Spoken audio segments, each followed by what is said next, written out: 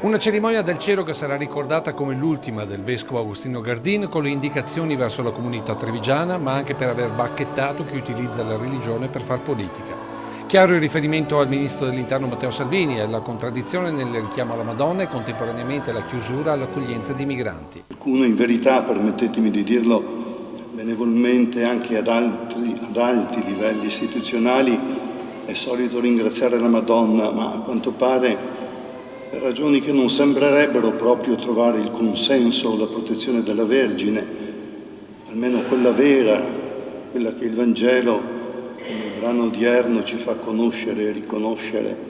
suscitando tra l'altro, occorre dirlo, il disappunto, l'indignazione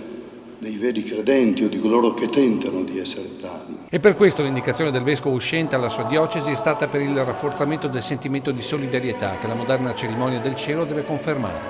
Non mancano, grazie a Dio, non mancano anche nella nostra città coloro che con un cuore grande e generoso, in forme visibili o nascoste, a livelli più istituzionali o professionali o nell'intimità della loro casa o nel volontariato, o comunque ponendosi in quelle realtà che Papa Francesco definisce periferie esistenziali, si fanno prossimi, come dice Gesù nel Vangelo, verso i molti feriti dalla vita,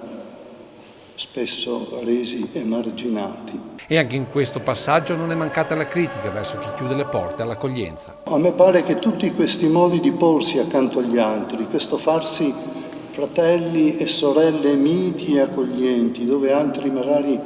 vorrebbero azioni disumane per difendere la propria tranquillità, costituiscano per la città e per la società una vittoria di umanità e di bene,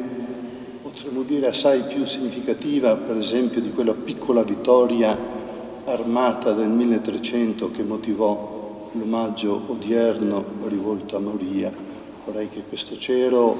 fosse atto di gratitudine proprio per tutto questo bene che ho detto.